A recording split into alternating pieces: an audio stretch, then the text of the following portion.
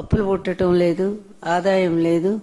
మరి ముందు ముందు మరి కష్టం, పరిపాలన కూడా చాలా కష్టంగా అనిపిస్తోంది.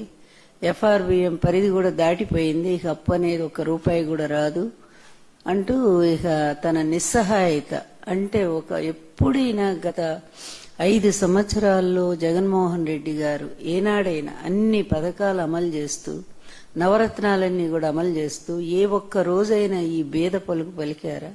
సాధారణంగా జరిగేటువంటి ప్రతిదాన్ని కూడా తన పబ్లిసిటీ కోసం తనకు అనుకూలంగా ఒక ఈవెంట్ గా మార్చడం అనేది చంద్రబాబుకి ఫస్ట్ నుంచి ఉన్నటువంటి విద్య, అతనికి అబ్బినటువంటి విద్య అది.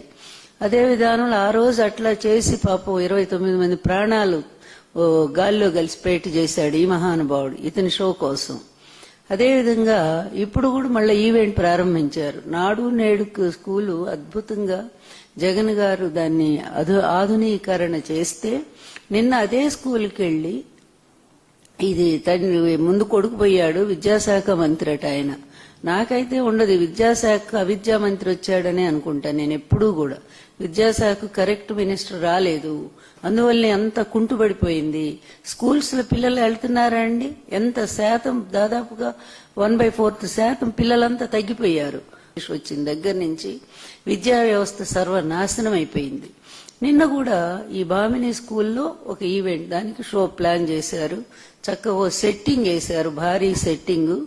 ఏదో రాజు వెడలే రవితేజములరా అన్నట్టుగా ఈ రాజుగారు బయలుదేరారు పెద్ద గొప్పగా. ఏదో ఈ విద్యా వ్యవస్థ అంతా తన భుజాల మీద మోస్తున్నట్టుగా, తను చాలా కష్టపడుతున్నట్టుగా, చెమట దుడుచుకుంటూ నానా ఇబ్బంది, 18 గంటలు నేను వీళ్ళ కోసమే పనిచేస్తున్నా అన్నట్టు ఫోజ్ ఇచ్చుకుంటా ఆ విధంగా ఆయన వస్తే ఆయన వెళ్లారు. అది మామూలుగా ఏంటి, పీటీఎం అంటే పేరెంట్స్ టీచర్స్ మీటింగ్.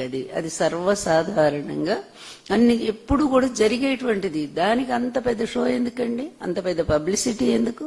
మనకి డిజిటల్ బోర్డు ఎవరిదంటే జగన్మోహన్ రెడ్డి గారు ఏర్పాటు చేసిందే స్కూల్లో.